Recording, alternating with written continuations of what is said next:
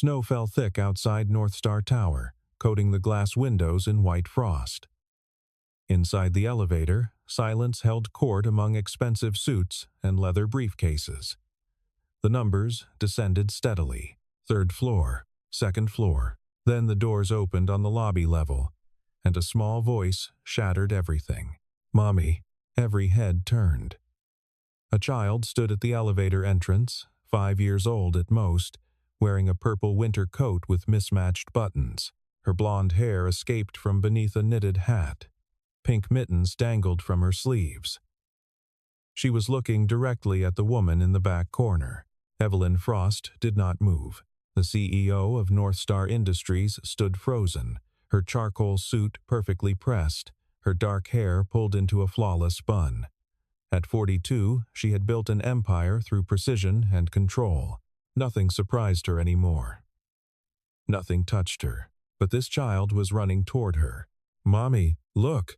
The girl held up her mittens. "I wore them like you said." Evelyn stepped backward. Her shoulder blade hit the elevator wall. The other passengers stared. Someone whispered. A phone appeared, ready to capture this moment. "Lucy." A man's voice cut through the tension. "Lucy, stop." He emerged from behind a maintenance cart, wearing the Navy uniform of building operations. Younger than Evelyn by a decade, perhaps. Tired eyes, calloused hands that reached for the child. "I'm sorry," he said to no one in particular, to everyone watching. She didn't mean, but Evelyn was already moving. She pushed past him, past the cart, past the child still calling for her. Her heels clicked rapidly across the marble floor. The revolving door spun. Cold air hit her face. Behind her, she heard the man gathering his daughter, heard the murmurs spreading through the lobby like infection. By tomorrow, the story would be everywhere. The Ice Queen of Chicago, running from a child. Evelyn walked 3 blocks before she realized she'd left her car in the underground garage. The snow kept falling. Daniel Harper sat on the basement floor at 2 a.m., watching his daughter sleep. They'd made a fort from supply boxes and cleaning equipment, the best they could manage in the maintenance room where he worked nights. Lucy slept curled in her purple coat, the one she refused to take off even indoors. Her breath fogged in the cold air. North Star Tower heated the offices, the lobbies, the conference rooms where deals worth millions were made. But here, where the building's servants worked, the temperature hovered just above freezing. Daniel had complained once. His supervisor reminded him that maintenance workers were lucky to have jobs at all. The daycare center charged $70 a day. Daniel made $14 an hour, 8 hours a night, 5 nights a week. The math didn't work.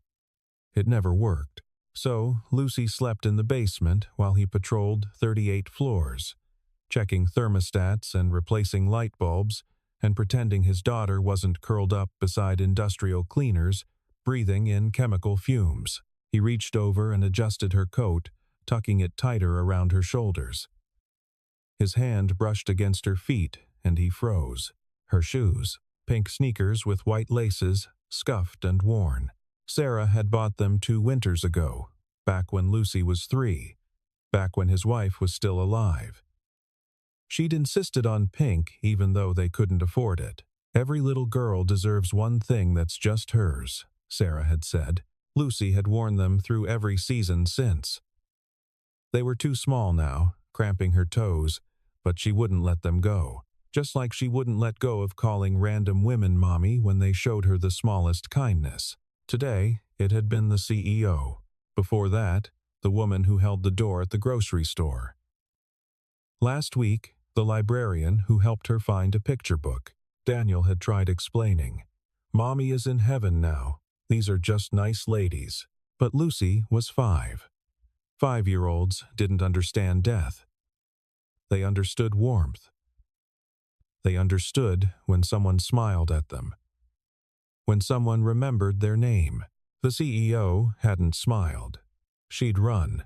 Daniel closed his eyes, listening to the building hum around him. Somewhere above, in heated offices, People made decisions that would never touch them. Somewhere above, the woman his daughter had called Mommy was probably asleep in a bed that cost more than his entire year's salary. He wondered if she'd even remember the incident by morning. The radio on his belt crackled. Third floor needed a thermostat adjustment. Daniel stood, checked that Lucy was still sleeping, and headed for the stairs. The pink shoes stayed behind, small and defiant in the cold. Evelyn Frost lived on the 42nd floor of her own building. The penthouse had floor-to-ceiling windows overlooking Lake Michigan. Tonight, the lake was frozen, a vast expanse of white that reflected nothing. She stood before the glass with a scotch she wouldn't drink, watching snow accumulate on the balcony she never used. The apartment was silent. It was always silent. Her phone buzzed. She ignored it. Probably her assistant, probably about the elevator incident. By now, the building's gossip network had spun it into something unrecognizable. The CEO and the maintenance man's daughter. Speculation about secret families, hidden relationships, corporate scandals, none of it was true. None of it mattered. Evelyn set down the scotch and walked to her bedroom. Past the modern furniture she'd never chosen, through the hallway lined with awards she'd never hung herself. Everything in this place had been selected by an interior designer who'd never asked what she actually wanted. In the walk-in closet, behind the suits and the dresses and the shoes she wore to convince the world she was human, there was a single glass case. Inside the case, one pair of pink shoes, child-sized. Light-up sneakers with cartoon characters on the sides, the kind that had been popular 7 years ago. The battery had long since died. Evelyn didn't open the case. She never opened it.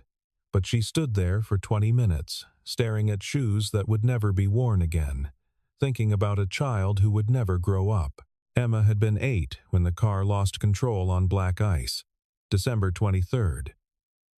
They'd been driving home from her school's winter concert. Emma had sung a solo, something about snowflakes and wishes. Her voice had been clear and perfect. Evelyn had been driving. The other driver survived. Emma didn't, and Evelyn's husband, Marcus, had looked at her exactly once in the hospital before walking out of her life forever. That was 7 years ago. 7 years of winter that never ended. 7 years of building an empire so vast, so consuming, that it left no room for memory, except in this closet, except before this glass case, except on nights when children called her Mommy and she couldn't breathe. Evelyn's phone buzzed again. This time she looked, not her assistant. Motion detected in basement maintenance area. Possible unauthorized occupant. She knew what that meant. The man from the elevator, his daughter, living in her building's basement because they had nowhere else to go. Evelyn typed back, "False alarm. Disregard." She turned off her phone, turned off the closet light, and walked back to the windows overlooking the frozen lake. The snow kept falling. For 3 days, Evelyn saw them, not intentionally. She didn't go looking. But North Star Tower was her building, and she knew every corner of it, including the ones she'd spent 7 years avoiding. The first time was Thursday afternoon. She'd taken the stairs instead of the elevator, needing to move, needing to think. When she reached the basement level, she heard humming. Through the small window in the maintenance room door, she saw the child. Lucy, sitting cross-legged on the concrete floor, surrounded by crayons and paper, drawing something with intense concentration. Evelyn's hand went to the door handle, then stopped. She watched for 5 minutes. The girl drew with fierce purpose, her tongue poking out the corner of her mouth the way Emma's used to. 3 figures in the drawing. Tall, short, tall, holding hands under something that might have been sky or might have been ceiling. When Lucy looked up, Evelyn stepped back from the window, but not quickly enough. Their eyes met through the glass. Lucy smiled, waved. Evelyn climbed the stairs back to her office. She didn't look back. The second time was Friday night. The building had lost power during an ice storm, backup generators struggling to maintain basic systems. Evelyn had stayed late, working by the light of her laptop. When someone knocked, Daniel Harper stood in her doorway, flashlight in hand, toolbox at his feet. "Checking the executive floor," he said. No apology for the elevator. No explanation. Just doing his job. "The lights are fine," Evelyn replied. "Yes, ma'am." He turned to leave. "Your daughter." The words came out before she could stop them. He froze. "Basement. She's scared of the dark, so I gave her my flashlight. She'll be fine." The building's emergency system crackled overhead. All personnel to remain at their stations. The storm would pass in 2 hours. 2 hours in the dark, for a 5-year-old. In a basement. Evelyn stood. "Take mine." She handed him the small LED lamp from her desk, the one she kept for presentations. He stared at it like she'd offered him a bar of gold. "I can't." "Take it." Her voice came out harder than intended. A child shouldn't be alone in the dark. He took the lamp. Nodded once. Left without another word. Evelyn worked in darkness for the next 2 hours, her laptop screen the only light. She didn't mind. She'd lived in darkness for 7 years. 2 more hours changed nothing. The third time was Saturday morning. She shouldn't have been in the building at all, but sleep had become impossible. She found herself in the second-floor storage area, looking for archived files she didn't actually need. That's where she saw the fort. Someone had built it in the corner, behind the filing cabinets. Cardboard boxes arranged to form walls. A blanket draped over the top. Inside, barely visible, 2 sleeping bags. Lucy's purple coat lay folded beside them. And there, lined up carefully next to the coat, were the pink shoes. Evelyn knelt, her hand reached out before she could think, fingers brushing the worn fabric of those shoes. They were too small. The child's feet must hurt. Why wouldn't her father buy new ones? Because he couldn't afford them. The answer was obvious, brutal in its simplicity. A sound behind her. Evelyn stood quickly, but not quickly enough. Lucy stood in the doorway, holding the LED lamp, its light making shadows dance across her face. "Hi," the girl said. Evelyn couldn't speak. "Daddy's working," Lucy continued, as if this were a normal conversation, as if the CEO of the company wasn't standing in her makeshift bedroom. "Do you want to see my drawing?" "I should," Evelyn gestured vaguely toward the door. "Please?" Those eyes, wide and hopeful and completely unafraid. Evelyn found herself sitting on the cold floor, found herself looking at a crayon drawing of 3 stick figures under what was definitely sky now, definitely stars, definitely something meant to be beautiful. "That's me," Lucy pointed to the smallest figure. "That's Daddy, the middle figure, and that's you." The tallest figure wore a triangle dress and had yellow scribbles for hair. Emma had drawn like this too. All mothers were triangles. All dresses were the same. "Why am I in your drawing?" Evelyn's voice came out quieter than intended. Lucy tilted her head, considering. "Because you tied my shoes." Evelyn had no memory of tying shoes. "In the hallway," Lucy explained. "Last week, I was crying because they came undone and I can't do the bunny ears yet. You stopped and fixed them. You pulled the laces really tight. Twice. Daddy does it twice too." The memory returned. A Tuesday, early morning. A child sitting on the floor near the elevator, tears streaming down her face, struggling with shoelaces. Evelyn had been late for a meeting. She'd knelt down without thinking, tied the shoes in 15 seconds, stood up, and kept walking. She hadn't even looked at the child's face. "That's why I called you Mommy," Lucy said. "Because my mommy used to tie them twice, too. Daddy told me she's in heaven now, but I forget sometimes. I thought maybe you were her. Come back." The LED lamp flickered. Outside, snow began falling again. "I'm not your mother," Evelyn said. "I know," Lucy nodded seriously. "But you did the shoes the same way. That means you're nice." Evelyn stood. She needed to leave. She needed to get out before something inside her broke completely. but her feet wouldn't move. Monday brought worse cold, the kind that made the building's old heating system groan, the kind that crept through walls and settled in bones. Evelyn arrived at 6 a.m., earlier than usual. The lobby was empty except for security and one small figure sitting on the bench near the revolving doors. Lucy, alone, crying silently. Evelyn stopped.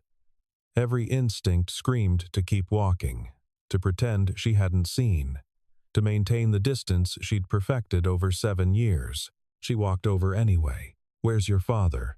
Lucy looked up, tears frozen on her cheeks. "Fixing the heat on floor 20. He said to wait here, but it's cold and I wanted to go outside to see the snow, and I slipped on the ice, and now my shoe." She held up her foot. The pink sneaker hung loose, the sole separating from the upper, held together by nothing but memory and hope. "It broke," Lucy whispered. "Mommy's shoe broke." Fresh tears came. Not because of the cold, not because of the broken shoe, because this was the last piece of her mother, and now even that was falling apart. Evelyn knew that feeling. She knew it in her bones. She sat down on the bench. "May I see?" Lucy extended her foot. Evelyn examined the shoe. The damage was bad. The sole had torn completely along one side, held only by a few weak threads. Walking would be painful. Impossible, maybe. "Wait here," Evelyn said. She returned 10 minutes later with supplies from the maintenance closet. Superglue, duct tape, a small clamp from the toolbox. She knelt on the cold marble floor, the CEO of North Star Industries, wearing a $2,000 suit, kneeling in front of a 5-year-old, trying to repair a shoe that should have been thrown away months ago. "This won't last forever," Evelyn said as she worked, pressing the sole back into place, applying glue with careful precision. "Eventually, you'll need new shoes." "I don't want new shoes." "I know. Daddy says I have to let go, but if I let go, I'll forget her." Evelyn's hands stilled. "You won't forget." "How do you know?" "Because Evelyn had a pair of shoes in a glass case. Because 7 years had passed, and she still remembered exactly how Emma's voice sounded when she laughed. Because grief didn't need objects to survive. It lived in blood and breath and the spaces between heartbeats. But she couldn't say that. Not to this child. "You'll know," Evelyn said instead. "When you're ready for new shoes, you'll know. And your mother will still be there. In here." She touched Lucy's chest, right over her heart. "Shoes can break. This can't." Lucy watched as Evelyn finished the repair, wrapping duct tape around the sole for extra support, testing the bond.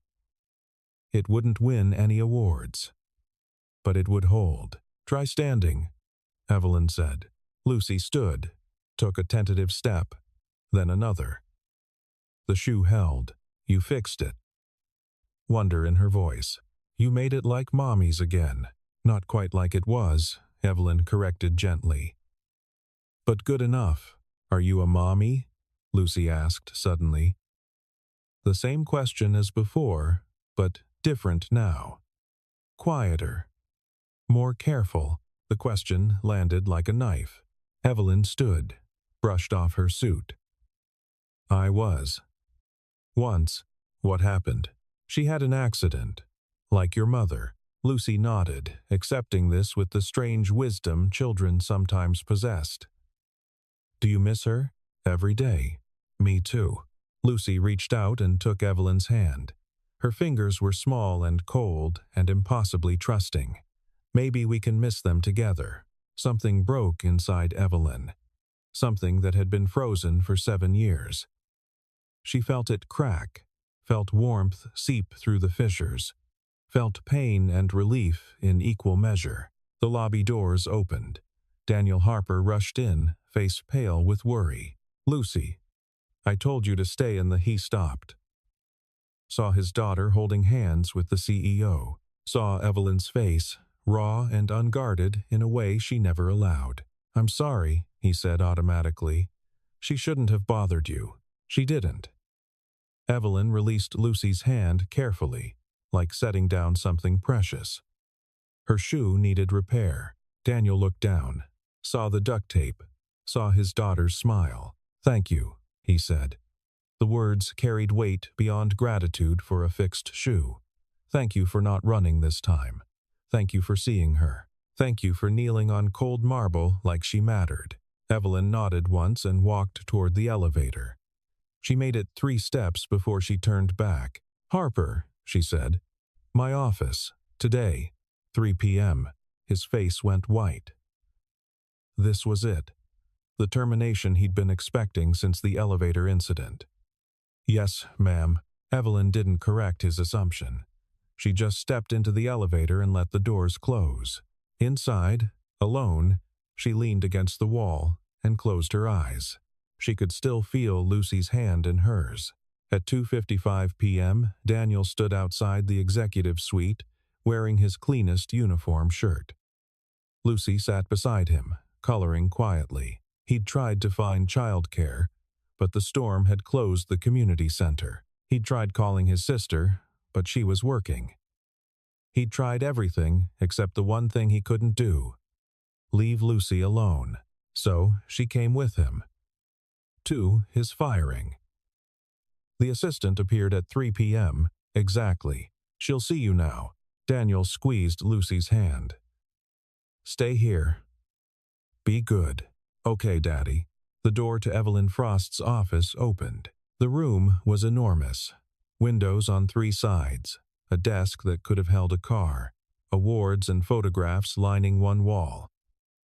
Everything cold, everything perfect. Everything designed to intimidate. Evelyn sat behind her desk, backlit by the gray winter sky. "Sit," she said. Daniel sat. Waited. Why does your daughter call me Mommy? The question he'd been dreading. The one he had no good answer for. "She's 5, he started. "Her mother died when she was 3. She doesn't really remember her, just fragments. The way Sarah laughed. The way she tied shoes. Small things." Evelyn didn't move. "When someone does those same small things," Daniel continued, "Lucy thinks maybe it's her mother. Maybe she came back somehow. I've tried explaining death to her, but she's too young. So instead, I've tried explaining that Mommy is anyone who shows her love, anyone who takes care of her when she's scared, anyone who ties her shoes when she can't." "That's a dangerous definition," Evelyn said. "I know." Daniel met her eyes. "But what's the alternative? Tell her that her mother is dead and gone and never coming back, and no one will ever love her that way again. She's 5. I can't do that to her. So you let her attach to strangers. I let her believe that kindness exists, that people are capable of caring, even briefly, even for a child they don't know." His voice hardened. "If that's wrong, fire me. But I won't apologize for giving my daughter hope." Silence fell. Outside, snow drifted past the windows. "I'm not firing you," Evelyn said, finally. Daniel's breath caught. "Your employee file says you have an engineering degree," she continued. "Civil engineering, University of Illinois. Top of your class. Yet you're working maintenance for $14 an hour. Student loans," Daniel said. "My wife got sick, medical bills. I had to take what I could find that offered insurance. And childcare?" He didn't answer. Didn't need to. "You bring her to work," Evelyn said. "Not a question. She sleeps in the basement while you patrol the building. Security knows but doesn't report it because you do good work. You've fixed problems the day shift couldn't solve. Saved the company thousands in emergency repairs." Daniel stared. "How do you—" "I read files." She opened a folder on her desk. All of them. Every employee. Every story. Her finger traced a line of text. "It says here you once repaired the HVAC system during a blizzard, when every contractor in the city refused to come out. Building temperature was dropping to dangerous levels. You climbed onto the roof in a whiteout and fixed it manually. Someone had to. You could have died. I had a daughter to feed. Couldn't do that unemployed." Evelyn closed the file. "Building operations is opening a new division. climate systems optimization. We need someone who understands both engineering and maintenance, someone who can design better systems and implement them. Daniel's heart began to race. The position pays $65,000 a year, Evelyn said. Day shift. Benefits include childcare allowance. He couldn't speak. Couldn't breathe. I'm offering it to you, she said. Why? The word came out broken.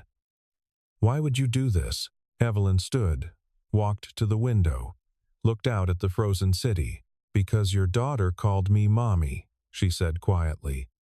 And instead of being angry, I realized she was right. Not about me, about what a mother is. She turned to face him. A mother is someone who shows up when a child needs them, someone who fixes what's broken, someone who kneels on cold floors to tie shoes twice because that's what makes a child feel safe.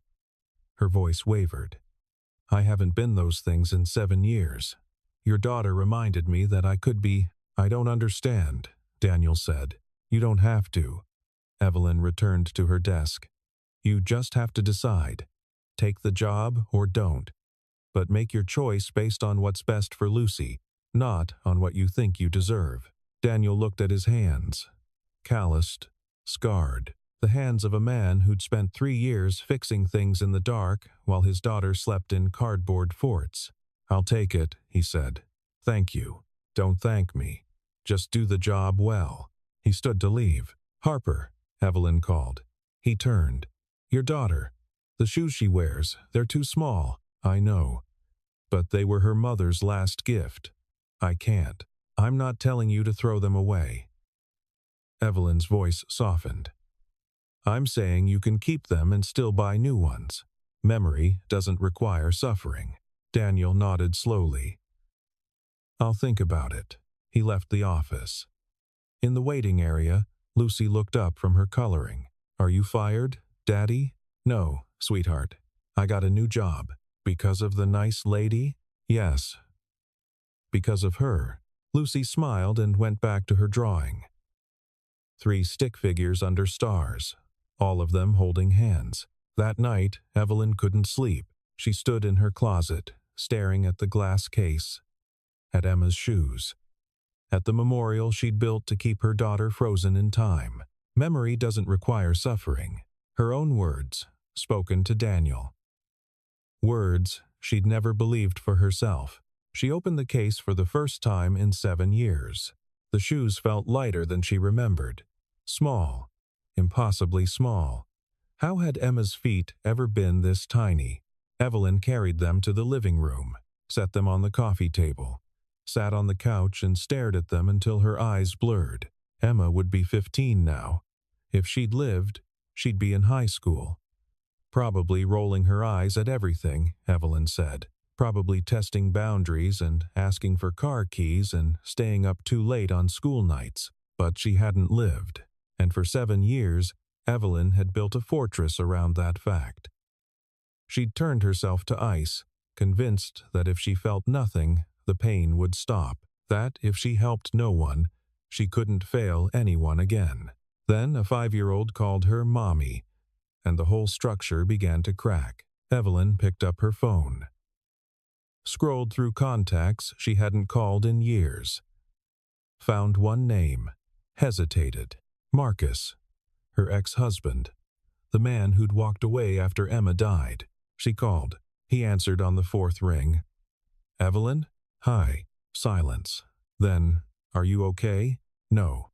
The admission felt like stepping off a cliff. I haven't been okay in 7 years. Why are you calling? Because I need to know something. She took a breath. When you left, after the accident, was it because you blamed me? Another silence. Longer this time. No, Marcus said finally. I left because you blamed yourself, and I couldn't watch you destroy yourself over something that wasn't your fault. The roads were icy. I was driving. I lost control. The other driver ran a red light. Marcus interrupted. The police report said so. The witnesses said so. Everyone said so, except you. I should have been more careful. You can't control everything, Evelyn. You never could. But you tried. You built your whole life around control. And when Emma died, when you couldn't control that, you punished yourself. You shut down. You pushed everyone away. His voice cracked. Including me. Evelyn closed her eyes. I'm sorry. I know. I was sorry too. I'm still sorry. I met a child, Evelyn said. She lost her mother.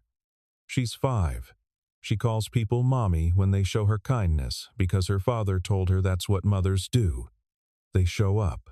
They care. They tie shoes twice because that's what makes a child feel safe. Sounds like a smart father. She called me mommy. The words caught in her throat. And I ran. Because I haven't been a mother in 7 years. Because I didn't deserve that word. Evelyn. But then she kept showing up. And I kept seeing her. And today I fixed her shoe. I knelt on a marble floor and repaired a broken shoe with duct tape because she needed it. Because someone had to. A sob escaped. And it felt like being a mother again. Marcus's breath shook on the other end of the line. Good. I don't know how to do this. I don't know how to let go of Emma and still be a mother to anyone else. You don't let go, Marcus said gently. You just make room. Emma will always be your daughter. But that doesn't mean you can't care about other children. That doesn't mean you have to spend the rest of your life frozen. Evelyn looked at the shoes on her coffee table. I've been keeping her shoes in a glass case, she whispered. Like a museum exhibit. Like if I preserved them perfectly, she wouldn't really be gone. What are you going to do with them now? I don't know. But maybe they don't need to be behind glass. Maybe I can just keep them. And remember. And let that be enough. I think Emma would like that. They talked for another hour. About Emma.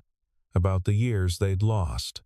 About grief and guilt and the impossibility of moving forward while carrying the weight of the past. When Evelyn finally hung up, dawn was breaking over the frozen lake. She was exhausted. She was crying. But for the first time in 7 years, she didn't feel alone. She picked up Emma's shoes, carried them back to the closet, but instead of putting them in the glass case, she set them on a shelf. Just a shelf, like any other pair of shoes, like something precious but not sacred, like memory instead of shrine. Then she did something she hadn't done since Emma died. She went outside. The snow was still falling. The cold bit at her face, but she stood on her balcony and watched the city wake up, watched the sun struggle to break through the clouds, watched life continue despite everything that had been lost. It was beautiful. It had always been beautiful. She'd just forgotten how to see it. 2 weeks later, on a Saturday morning, Evelyn did something unprecedented. She left her apartment without her usual armor. No suit, no heels, just jeans and a coat and boots meant for walking rather than intimidating. She took the elevator to the ground floor, walked through the lobby, pushed open the doors that led to the small park behind North Star Tower. There, in the snow, was Lucy. She was building a snowman with fierce concentration, her purple coat bright against the white. Daniel sat on a nearby bench, watching her with the expression of someone who'd learned to find joy in small moments. Lucy saw Evelyn first. Her face lit up.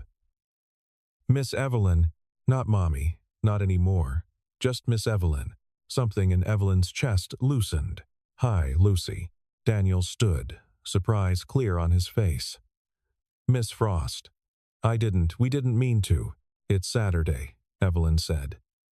You're allowed to use the park. She paused. Actually, everyone's allowed to use the park. I just never do. Do you want to help? Lucy called. We're making a snow family. Evelyn looked at the half-formed snowman. At the child waiting for her answer. At the father watching carefully, ready to intervene if she needed an escape. I don't know how, Evelyn admitted. It's easy, Lucy said. You just roll the snow until it gets big. So Evelyn knelt in the snow. She rolled snow until her hands went numb. She helped Lucy stack the spheres. She watched Daniel produce a carrot from his pocket for the nose, buttons for eyes. It needs a scarf, Lucy declared. Without thinking, Evelyn unwound her own scarf, wrapped it around the snowman's neck. It was cashmere, expensive, completely inappropriate for a snowman. Lucy beamed. Perfect. They stepped back to admire their work. The snowman stood lopsided and imperfect, wearing a designer scarf and a carrot nose, guarding the small park behind a tower of glass and steel. "Now we need a snow kid," Lucy announced. "Every family needs a kid." Evelyn felt Daniel's eyes on her, felt the question he wasn't asking. "Are you okay? Is this too much?" "Every family needs a kid," she agreed quietly. So they built a smaller snowman. Lucy directed with the authority of someone who knew exactly what a snow family should look like. When they finished, 3 figures stood in the park. Tall, short, tall, like Lucy's drawing. "Can we take a picture?" Lucy asked her father. Daniel pulled out his phone. Old, cracked screen. But it worked. "All of us," Lucy insisted, "with the Snow family." So Daniel set the timer. They stood together, 3 living people and 3 snow figures, and the phone captured them all. Lucy in the middle, Daniel on one side, Evelyn on the other. Not a family. Not exactly. But something. Something that mattered. Later, as the sun began to set, Lucy yawned. "Time to go," Daniel said. "But the Snow family will be lonely," Lucy protested. "They'll be fine," Evelyn said, "and we'll visit them tomorrow." Lucy's eyes went wide. "We will?" Evelyn looked at Daniel. He gave the smallest nod. "Yes," Evelyn said, "if you want." "I want! I want!" Lucy grabbed both their hands, pulling them toward the building. "And we can have hot chocolate. Daddy makes really good hot chocolate." "I don't want to impose," Evelyn started. "It's not imposing if we're asking," Daniel said. There was something in his voice. Gratitude, maybe? Or understanding? Or both? They went upstairs to Daniel's new office. Small but warm. A desk, a computer, a coffee maker. Pictures of Lucy taped to the wall. He made hot chocolate while Lucy showed Evelyn her latest drawings. More stick figures. Always 3 of them. Always holding hands. "This one is us in the park," Lucy explained. "And this one is us at the Snow family. And this one is us tomorrow." "How do you know what tomorrow will look like?" Evelyn asked. Lucy shrugged. "I just know. We'll be together. That's all that matters." Out of the mouths of children, they drank hot chocolate as the sun set. They talked about small things. Lucy's drawings, Daniel's new projects, the snow that wouldn't stop falling. When Evelyn finally left, when she rode the elevator back up to her empty penthouse, she carried something she hadn't had in 7 years. Hope. Winter turned toward spring, but slowly. Chicago held on to the cold like a grudge. Evelyn's life changed in ways she couldn't have predicted. Small ways. Important ways. She started leaving work at reasonable hours. Not every day, but enough that her assistant stopped looking shocked when she said goodnight at 6 instead of midnight. She started eating dinner with people instead of alone at her desk. Sometimes with Daniel and Lucy in his office. Sometimes just with Lucy when Daniel had late projects. She learned that Lucy liked carrots but hated peas, that her favorite color was purple, that she wanted to be an astronaut when she grew up because space doesn't have rules. And Lucy stopped calling her Mommy. It happened gradually. Mommy became Miss Evelyn. Miss Evelyn became just Evelyn on days when Lucy forgot to be formal. "Is it okay that I don't call you Mommy anymore?" Lucy asked one evening. They were sitting in Evelyn's office, Lucy drawing while Evelyn worked on reports. Evelyn looked up. "Why wouldn't it be okay? Because I thought you were my mommy." "But Daddy says you're not. You're just Evelyn. And I like you being Evelyn." "I like being Evelyn too," Evelyn said softly. "Your mommy was Sarah. She loved you very much. I can't be her. I know." Lucy didn't look up from her drawing. "But you can be you. And you're pretty great." Something in Evelyn's throat tightened. "You're pretty great too." I know. Lucy grinned. Then, serious again. Can I tell you a secret? Of course. I got new shoes. She stuck out her foot. The pink sneakers were gone, replaced by purple ones with lights in the heels. Daddy said it was okay, that Mommy would want me to have shoes that fit. What did you do with the old ones? Put them in my special box, with Mommy's pictures and the necklace she wore. Daddy says we can keep things and still move forward. Like you with your daughter. Evelyn froze. How do you know about my daughter?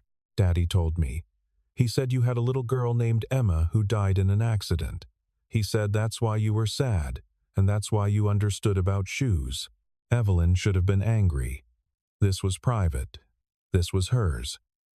But looking at Lucy's open face, she felt only gratitude. Yes, she said. I had a daughter. She was 8. She liked to draw, like you. Do you miss her? Every day. Me too, with my mommy. Lucy went back to her drawing. But it's okay to miss them and still be happy sometimes, right? Right, Evelyn whispered. They sat in comfortable silence, Lucy drawing. Evelyn pretending to work but mostly watching this small person who'd somehow cracked open her frozen world. Later that week, Daniel knocked on Evelyn's office door. Got a minute? Always. He sat, nervous. I wanted to thank you for the job, for Lucy, for everything. You've thanked me already. I know, but I need to say something else. He took a breath. Lucy's birthday is next month. She wants a party. Nothing big, just a few kids from the building. Cake, games, the usual. That sounds nice. She wants to invite you. As a guest, not as the CEO. Just as Evelyn. Evelyn's hands stilled on her keyboard. I don't know if I'd be good at parties. You don't have to be good at them. You just have to show up. Daniel leaned forward. Look, I know this is complicated. I know Lucy isn't your daughter. I know we're employees and you're the CEO and there are probably a dozen HR policies against whatever this is. But she cares about you. And I think you care about her. So, if you want to come, we'd love to have you. If you don't, that's okay too. No pressure. Evelyn thought about Emma's 8th birthday, the party they'd planned but never had, the cake that went uneaten, the presents that stayed wrapped. I'll come, she said. Daniel smiled. Good. He left. Evelyn returned to her work. But for the first time in years, she found herself looking forward to something. Lucy's birthday fell on a Saturday in March. Snow still covered the ground, but the sun shone brighter. Spring was coming. Eventually, the party was in the building's community room. Daniel had decorated with purple streamers. 6 children ran around, screaming with the pure joy of being 6. Evelyn arrived exactly on time, carrying a gift she'd spent 3 days selecting. A set of art supplies. Professional grade, the kind Emma would have loved. Lucy saw her and ran over. You came. I said I would. I know, but I thought maybe you'd be too busy. Daddy said CEOs are always busy. Not today. Evelyn handed her the gift. Happy birthday. Lucy tore into the wrapping paper with abandon. When she saw the art supplies, her eyes went wide. These are for real artists. You are a real artist. Thank you. Lucy threw her arms around Evelyn's waist. Evelyn stiffened for only a moment before hugging back. It had been so long since she'd held a child, so long since she'd let herself be held. The party was chaos, beautiful chaos. Children everywhere, cake crumbs on every surface, laughter that made the walls shake. Evelyn sat in the corner, watching. Daniel brought her a piece of cake. You're surviving, he observed. Barely. Thank you for coming.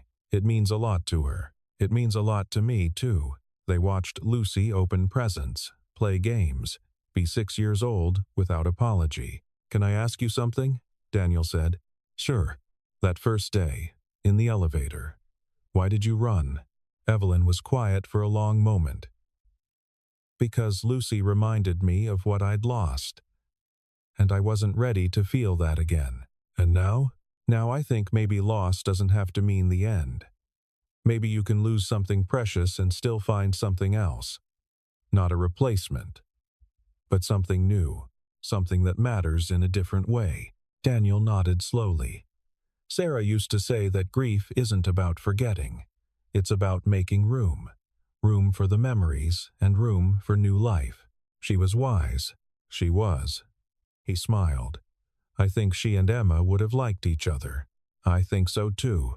Later, after most of the guests had left, Lucy came over with a piece of paper. I made this for you. It was another drawing. But this one was different. 4 figures instead of 3. 3 under the sun. One above them, smaller, in the clouds. That's me, Daddy, and you, Lucy explained, pointing to the 3 on the ground. And that's Emma. I thought maybe she'd like to be in the picture too, even though she's in heaven. Evelyn couldn't speak, couldn't breathe. Is it okay? Lucy asked, suddenly worried. Daddy said it might make you sad. It does make me sad, Evelyn managed, but in a good way, in a way that means I'm feeling things again. She pulled Lucy into a hug. A real one. The kind that said thank you and I'm sorry and you've saved me all at once. When she let go, Lucy smiled. Can I tell you another secret?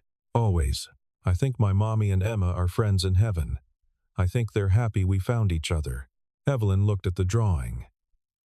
At Emma in the clouds. At herself on the ground, holding hands with people who'd wandered into her life when she least expected it. I think you're right, she whispered. That night, Evelyn hung the drawing in her apartment. Not in the closet, not hidden away. Right there on the wall of her living room where she'd see it every day. Then she did something else. She took Emma's shoes from the shelf, held them for a long time, remembered everything they represented. Then she placed them back. Not in glass, not in shadow, but in plain sight. A reminder of what was, a promise to what could be. The next morning, she woke to find the snow had finally stopped. The sun broke through the clouds, turning the frozen lake into something that sparkled. Spring was coming. Real spring. The kind that melted ice and brought things back to life.